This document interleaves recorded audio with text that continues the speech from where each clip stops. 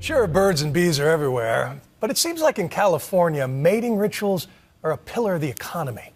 All the love scenes that fill the big screen and the tabloids and those titles that don't appear on your hotel bill.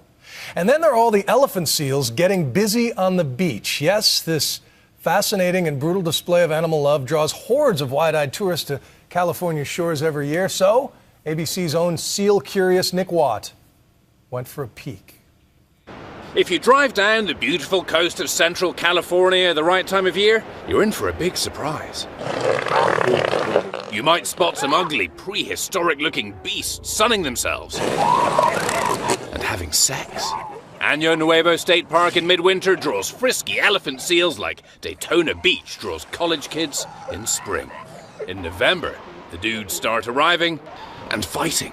Those that win all the fights end up being alpha bulls. The alpha bulls rule harems of maybe 50 female seals. The truly vanquished males retreat to what's now known as Losers Beach. The beaten but unbowed, known as sneaker bulls, loiter on the fringes of the harems, hoping to see some mating action when the alpha bull is distracted. And humans flock to gawp. Let's see if we can find an alpha bull. At this bizarre ritual. What sort of reactions do you get from people who come here and see these monsters? Very good question. We get everything from, oh, they are the ugliest thing I've ever seen, to, I really want to take one home. Mother seals also give birth here on the sand, and there follows 28 days of intensive suckling on 55% fat milk.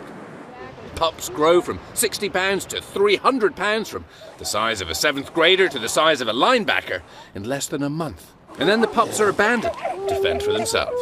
Nobody's shown them how to survive. They instinctively go to the ocean and begin to hunt. And instinctively, those pups always return to mate and molt on the same beach. There really are very few places where you can go and see an animal that does a big chunk of its life right in front of you. So this is a gold mine for scientists who, with the help of some hardware store epoxy, are attaching all sorts of electronic data gathering devices to these beasts of the ocean. These animals are sitting on the beach sleeping all the time. But then when we got our records of what they do at sea, we went, okay, they deserve that sleep. 20 minutes underwater, 2-3 minutes on the surface for 8 months. They don't stop. Not so long ago, mankind nearly hunted these bizarre creatures out of existence. By 1896, they thought they were extinct, and there was a scientific expedition that landed on Guadalupe Island off Mexico, and they found 12 animals on the beach, and they shot all 12 of them. Fortunately, not all the elephant seals were on the beach that day. The Mexican government led the conservation charge, and somehow elephant seals bounced back. One male could have been the father of all northern elephant seals that exist today. These animals have been on Earth for maybe 3 million years, but we've only been studying them for 40 years.